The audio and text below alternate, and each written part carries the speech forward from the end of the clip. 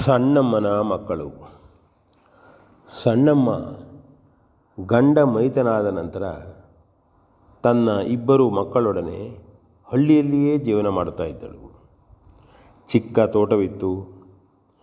ಹಳ್ಳಿಗರ ಮನೆಯಲ್ಲಿ ಕೂಲಿಯನ್ನು ಮಾಡಿ ಜೀವನ ಸಾಗಿಸ್ತಾ ಇದ್ದಳು. ಮಕ್ಕಳು ಕಿಟ್ಟು ಪುಟ್ಟು ಶಾಲೆಗೆ ಹೋಗ್ತಿದ್ದರು. ಮಕ್ಕಳ ಜವಾಬ್ದಾರಿಯೆಲ್ಲ ಅವಳದೇ ಆಗಿದೆ. ಅವರನ್ನು ಪ್ರೀತಿಯಿಂದ ಅವರಿಗೇನು ತೊಂದರೆ ಆಗದಂತೆ ಅವಳು ನೋಡಿಕೊಂಡಿದ್ದಳು. ಕಿಟ್ಟು ಪುಟ್ಟುಗಳ ಡಿಗ್ರಿ ಮುಗಿಯಿತು. ಈಗ ಸಣ್ಣಮ್ಮನಿಗೆ ಚಿಂತೆ ಪ್ರಾರಂಭವಾಗಿತ್ತು. ಇಬ್ಬರು ಮಕ್ಕಳು ಡಿಗ್ರಿ ಮುಗಿಸಿದ್ದಾರೆ. ಮುಂದಿನ ವಿದ್ಯಾಭ್ಯಾಸ ನಗರಕ್ಕೆ ಹೋಗಿಯೇ ಮುಂದುವರಿಸಬೇಕು. ಇಬ್ಬರೂ ಮಕ್ಕಳ ಖರ್ಚು ವೆಚ್ಚ ನಿಭಾಯಿಸುವುದು ಕಷ್ಟ. ಒಬ್ಬನನ್ನು ಕಾಲೇಜಿಗೆ ಸೇರಿಸಿ ಇನ್ನೊಬ್ಬನನ್ನು ಬಿಟ್ಟರೆ ಒಬ್ಬನಿಗೆ ಬೇಸರವಾಗುತ್ತದೆ. ಏನು ಮಾಡುವುದು? ಯಾರಿಗೆ ಬೇಸರವಾದರೂ ತಾಯಿಗೆ ನೋವೇ ಅಲ್ವಾ? ಹೀಗಿದ್ದಾಗ ಒಮ್ಮೆ ಹಿರಿಯ ಸಂಬಂಧಿಯೋರ್ವರು ಸಣ್ಣಮ್ಮನ ಮನೆಗೆ ಬಂದರು. ಅವರು ಸಣ್ಣಮ್ಮನನ್ನು ನೋಡಿ ಏನೋ ಚಿಂತೆಯಲ್ಲಿದ್ದಾಳೆ ಎಂದುಕೊಂಡರು. ಏನಮ್ಮ ಸಣ್ಣಮ್ಮ, ಏನೋ ಚಿಂತೆಯಲ್ಲಿದ್ದಾಗಿದೆ, ಏನಾಯಿತು? ಹೌದು, ಬೇರೇನೂ ಅಲ್ಲ ಎಂದು ಮಕ್ಕಳ ವಿದ್ಯಾಭ್ಯಾಸ ಮುಂದುವರಿಸುವ ಬಗ್ಗೆ ಚಿಂತೆ ಎಂಬುದನ್ನು ವಿವರಿಸಿದಳು. ನಿನ್ನ ಮಕ್ಕಳಲ್ಲಿ ಯಾರು ಕಲಿಯುವುದಕ್ಕೆ ಜಾಣರಿದ್ದಾರೆ, ಯಾರಿಗೆ ಕೃಷಿಯಲ್ಲಿ ಆಸಕ್ತಿ ಇದೆ ಎಂದು ಹಿರಿಯರು ಕೇಳಿದರು. ಪುಟ್ಟು ಕಿಟ್ಟು ಇಬ್ಬರೂ ಜಾಣರೇ.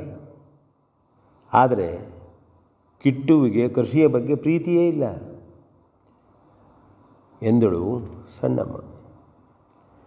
ಹಾಗಾದರೆ ಪುಟ್ಟುವನ್ನು ಮನೆಯಲ್ಲೇ ಇಟ್ಟುಕೋ.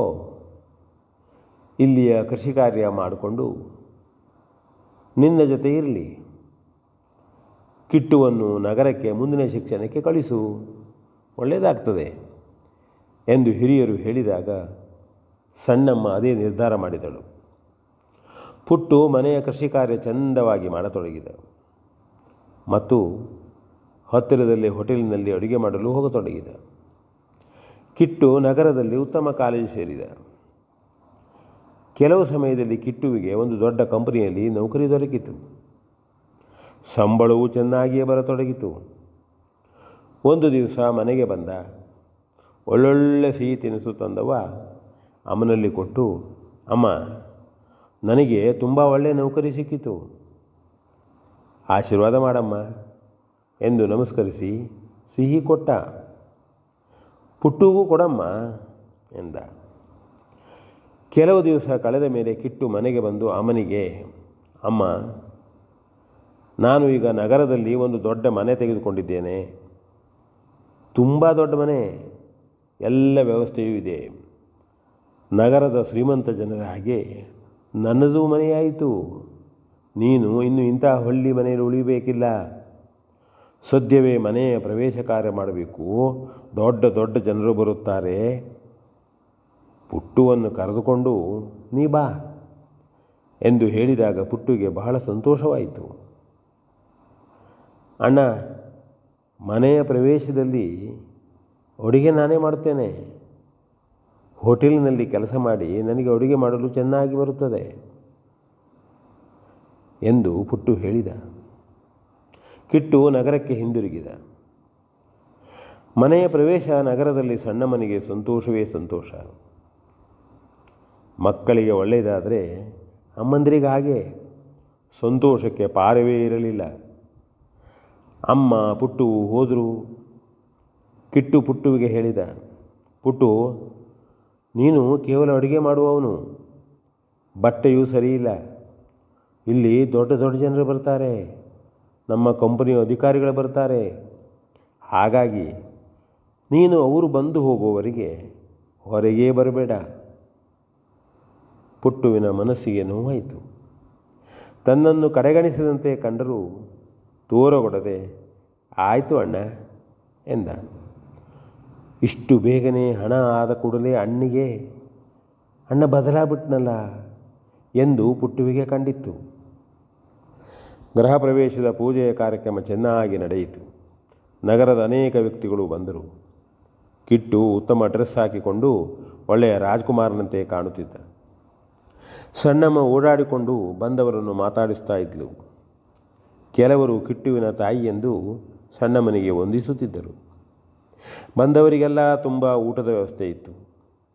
ಕಿಟ್ಟುವಿನ ಕಂಪನಿಯ ಯಜಮಾನರು ಸಮಯಕ್ಕೆ ಸರಿಯಾಗಿ ಊಟಕ್ಕೆ ಬಂದರು. ಸುತ್ತಲೂ ನೋಡಿದರು. ಯಾರು ಇಲ್ಲಿ ಊಟದ ವ್ಯವಸ್ಥೆ ಮಾಡಿದವರು? ಆಹಾ, ಬಹಳ ಶಿಸ್ತಾಗಿ ಸುಂದರವಾಗಿ ಮಾಡಿದ್ದಾರೆ. ಎಲ್ಲೆಲ್ಲಿ ಯಾವುದನ್ನು ಹೇಗೆ ಇಡಬೇಕು, ಎಲ್ಲಿ ಇಡಬೇಕು, ಯಾವುದು ಬೇಕು ಬೇಡ ಎಂಬುದನ್ನು ಸರಿಯಾಗಿ ಆಲೋಚಿಸಿ ಇಟ್ಟಿದ್ದಾರೆ ಪ್ರಶ್ನಿಸಿದರು ಅವರು. ನಮ್ಮ ಅಡುಗೆಯವನು ಸರ ಎಂದು ಕಿಟ್ಟು ಹೇಳಿ ಸುಮ್ಮನಾದ. ಆದರೆ ತಾಯಿಯ ಮನಸ್ಸು ಕೇಳಬೇಕಲ್ವಾ? ಸರ, ನನ್ನ ಎರಡನೇ ಮಗ ಸರ್, ಪುಟ್ಟು ಎಂದಳು ತಾಯಿ. ಊಟ ಪ್ರಾರಂಭವಾಯಿತು. ಅರ್ಧ ಊಟವಾದ ಸಮಯದಲ್ಲಿ, ವಾವ್, ಊಟ ಏನು ರುಚಿಯಾಗಿದೆ! ಪ್ರತಿಯೊಂದು ಐಟಮ್ ಒಂದಕ್ಕಿಂತ ಒಂದು ಹೆಚ್ಚು ರುಚಿಯಾಗಿದೆ. ಯಾರ್ರೀ? ಕಿಟ್ಟೂರವ್ರೆ. ಅಡುಗೆ ಮಾಡಿದವ್ರು ಯಾರು? ಕರೀರಿ ಅವರ ನೋಡೋಣ. ಅಷ್ಟರಲ್ಲಿ ತಾಯಿ, ಸರ್, ಹೇಳಿದ್ನಲ್ಲ ನಾನು, ಅವನು ನನ್ನ ಎರಡನೇ ಮಗ ಪುಟ್ಟು ಎಂದಳು. ಕರೀರಿ ಅವರಿಗೆ. ಪುಟ್ಟು ಹೊರಗೆ ಬಂದ. ಸರಳವಾದ ಡ್ರೆಸ್ಸು. ಬಂದು ವಂದಿಸಿ ನಿಂತ ಪುಟ್ಟು. ಅಡುಗೆ ಭಾಳ ಚೆನ್ನಾಗಿ ಮಾಡಿದ್ರಿ ಪುಟ್ಟೂರವರೇ ಎಂದು ಹೇಳಿ, ಅಮ್ಮ, ಒಂದು ಮಾತು ಹೇಳ್ತೇನೆ, ಬೇಸರ ಪಡಬಾರದು. ನಿಮ್ಮ ಈ ಮಗನನ್ನು ನನ್ನ ಕಂಪನಿಯ ಅಡುಗೆಯವನನ್ನಾಗಿ ಮಾಡಿಕೊಡ್ತೇನೆ. ಒಳ್ಳೆ ಸಂಬಳ ಕೊಡ್ತೇನೆ, ಆಗದಾ ಎಂದರು. ಅಷ್ಟರಲ್ಲಿ ಕಿಟ್ಟು, ಹಾಗೇನಿಲ್ಲ ಸರ್, ಇವತ್ತು ಚೆನ್ನಾಗಿದೆ ಅಂತ ಹಾಗೆ ಯಾವಾಗಲೂ ಆಗೋದಿಲ್ಲ ಸರ್, ಬೇಡ ಬೇಡ ಎಂದ. ಕೂಡಲೇ ತಾಯಿ, ಇಲ್ಲ, ಪುಟ್ಟು ಯಾವಾಗಲೂ ಚೆನ್ನಾಗಿ ಅಡುಗೆ ಮಾಡ್ತಾನೆ ಸರ್, ನಾನು ದಿನಾಲೂ ನೋಡ್ತಾ ಇದ್ದೀನಲ್ಲ. ಹಾಗಾದರೆ ನಾಳೆಯೇ ನಮ್ಮ ಕಂಪನಿಯ ಕೆಲಸಕ್ಕೆ ಹಾಜರಿರಬೇಕು. ಮಧ್ಯಾಹ್ನದ ಅಡುಗೆ ಪುಟ್ಟೂರವರದ್ದೇ, ಬನ್ನಿ ಎಂದು ಹೊರಟರು. ಮರುದಿವಸ ಕಂಪನಿಯ ಸಾವಿರಾರು ಕಾರ್ಮಿಕರಿಗೆ ಪುಟ್ಟು ಅಡುಗೆ ಮಾಡಿದ. ಊಟಕ್ಕೆ ಬಡಿಸಿದರು. ಊಟ ಮಾಡತೊಡಗಿದರು. ಕಂಪನಿಯ ಯಜಮಾನರು, ವಾಹ್, ತುಂಬ ಚೆನ್ನಾಗಿದೆ ಎನ್ನುವಷ್ಟರಲ್ಲಿ, ಇಲ್ಲ ಇಲ್ಲ, ಊಟ ಚೆನ್ನಾಗಿಲ್ಲ ಎಂದು ಕಿಟ್ಟು ಮುಂದೆ ಬಂದು ಯಜಮಾನರಿಗೆ ಹೇಳಿದ. ನೋಡುವಾಗಿದ್ದರೆ ಎಂದು ಯಜಮಾನರು ಹೇಳಿದಾಗ ಕಿಟ್ಟು ತಿಂದು ನೋಡಿದ. ತುಂಬ ಚೆನ್ನಾಗಿತ್ತು.